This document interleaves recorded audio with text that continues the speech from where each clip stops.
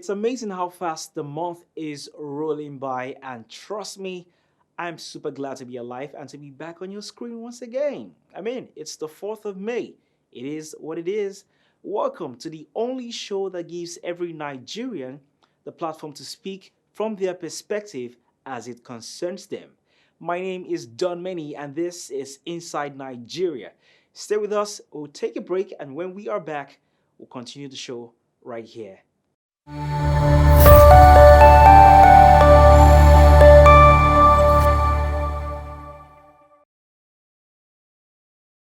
All right, thank you for staying with us on the program Inside Nigeria. So let's talk about the very many kidnappings and killings going on in Nigeria, amongst the ill things happening in the country. And of course, this has become a major threat to the peace and security of many Nigerians, because kidnapping can be targeted at individuals or at groups, and usually the prime targets of kidnapping for ransom are the poor or those considered to be wealthy enough to pay a fee in exchange for being free. All right. But as it is today, these kidnappers purposefully do such nefarious acts for wickedness, illicit gain, and a way to pressure someone or people in authority into doing something or not doing something. Now, many of these victims of the crime have been injured and killed in the course of their abduction, custody, or release. Now, the kidnapping business in Nigeria has been mostly perpetrated by criminal gangs and violent groups pursuing political agendas.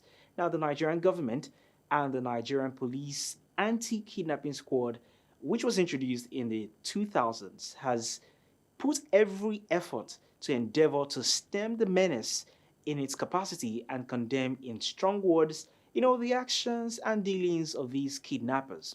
Yet, we still have it today, prevailing in spite of the measures put in place by the government to eliminate this menace. Now, thousands of Nigerians have been kidnapped for ransom and other purposes over the years. All right, school children have been kidnapped in groups and in various parts of Nigeria. Job seekers also have been kidnapped and killed, as well as many other categories of people in Nigeria.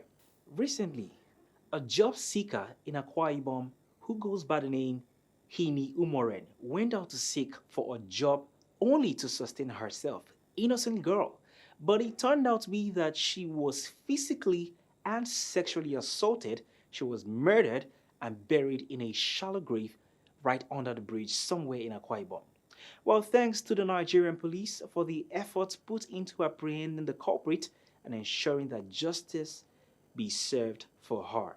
All right, let's take a look at the report as given by the police officer in charge of this case in Akwa Ibom.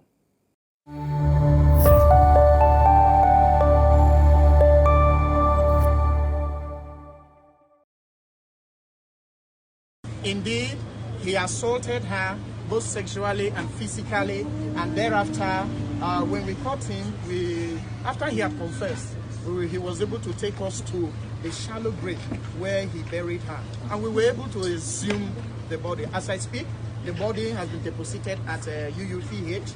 The essence of doing that is so that autopsy can be conducted.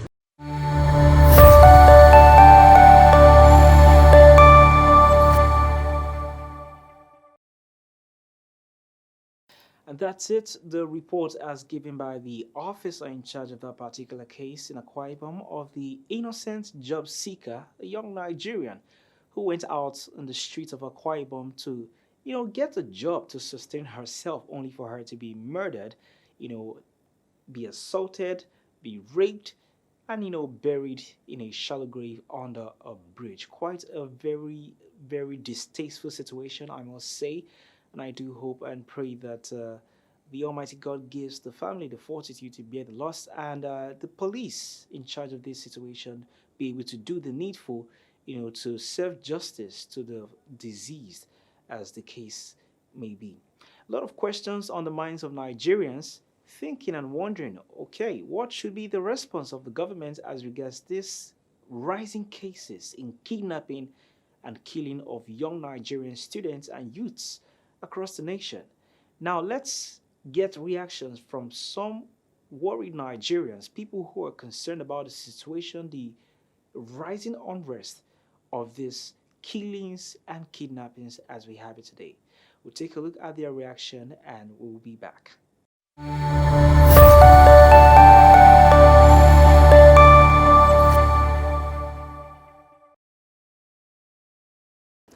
I want to talk about the insecurity of this country, more especially what happened, the trending news now about this young lady is so pathetic.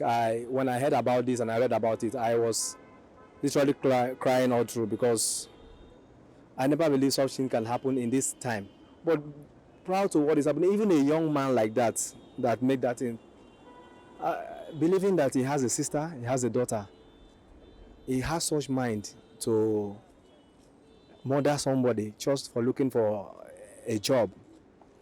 And we've been crying, the youth have protested, they've done everything about this job in this country, but none seems working. And now we are talking about insecurity. Just like I was looking for a job for some of my youths that I'm advocating for, and they always tell me, you go to this ministry to tell you, please, can't you see the security situation of this country? We've been talking about this for the past 10 years now, insecurity. I want the presidency and every leader of this nation to sit up to this insecurity. They know what to do. They should sit up and ensure that we are secured. And there should be a justice for this young lady that was murdered. They shouldn't sweep it under the carpet. Thank God the young man has been arrested. Please, proper investigation should be carried on, and everybody that is involved should be brought to book. My anger actually is at the government, the Nigerian government, not catering for its youth, for its young population. And I don't think so far when this whole thing happened, I don't think there's been a situation where like any of the government, any top government official, or even the governor of the state where this heinous crime happened, like came to condemn the acts and then speak against kidnapping and even try to inform Nigerian citizens of the efforts that the government is going to put into place to like fight kidnapping and killing of young Nigerians who are just trying to make a living for themselves. So I think this is very uncanny, like a situation whereby the government is not putting any efforts, any cogent, any serious tangible effort into catering for its youth. So I really condemn this act in its entirety, and I want the government to actually make efforts. We want to see justice. We want to see that the perpetrator of this act, the man who did this and his family, are actually, that they face the law. We just don't want a situation where everybody is angry and then a few weeks from now everybody forgets about it. I want to actually see the state governments, the Nigerian governments, the justice system prosecute this man and then see that he's actually convicted and sentenced. Because it's just about it right now. It's about everyone is angry, like everyone is sentimental about it. But at the end of the day, we'll see that nothing is done, and then this man will be walking scot-free. So I actually want to see that the justice system does something about it, that his murderer is prosecuted and then he's sentenced. And also, I want the government to look into the situation of unemployment in the country and take tangible steps into like fighting this issue, because it's really big and we see that a lot of people are desperate. That's why kidnapping is on the rise, because a lot of people are looking for the fastest way they could make a large sum of money, and that's because youths are unemployed and they're idle. So the Nigerian government should do something about it, tackle kidnapping, tackle unemployment, and like take out steps to help the youth of this country improve and become better people. So I feel so bad because we are not being treated very well. Unlike whenever we are going now, we feel insecure because of the kidnapping here and there. You will hear in the news today that some children are kidnapped, even some youths. We are feeling insecure. I think the government should increase more of the security. I think they are not enough. They should try to get more security, more arms, so that we can feel secured in this country. Because I don't like the way I'm hearing bad news here and there. Most time when I want to on my news, the thing I will hear is about kidnapping, about people that is being raped, and all. It's very bad. The government are supposed to protect the lives and property of the Nigerian citizens have failed to do that. Instead of the government officials or the government itself to employ the youths, to take them from the street, to engage them, they've left the youths without a job, without a direction. Now the youths become, they said an idle mind is devil's workshop. The youth have become devil's workshop in their own fatherland. You can imagine one who has gone to school over the years, maybe 4 or 5 years, graduating and then coming out with a good result. Though some may say they buy the results, what they will claim, some of them will even claim, they will say that some youths or some graduates cannot even spell or write their names, but it's not all. You understand? Among the 12, you must find Judas, which is always the true case. But in a situation whereby most of these youths that are supposed to be taken out of the streets, who are supposed to fend for themselves in one way or the other, in a legitimate way, are left to their own fate. Tell me, I'm not justifying any action that a young man should rape a girl. You can't force yourself on top of another person. You understand? Sexual or sexual relationship should be a mutual relationship, should be an agreement between the two parties. But in a situation where a frustrated youth uses his frustration and on another person, it is very uncalled for. But the law that's supposed to protect those innocent people, the innocent girls, the victims, the law is very poor and weak. And the agencies that are supposed to do that, they have low manpower.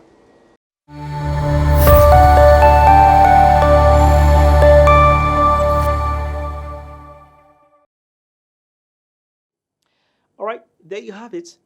The opinions of the people on the street, Nigerians particularly. These opinions obviously call for an urgent and effective solution to tackling this crime.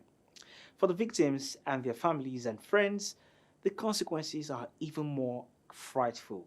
Now, Nigeria should never have gotten here.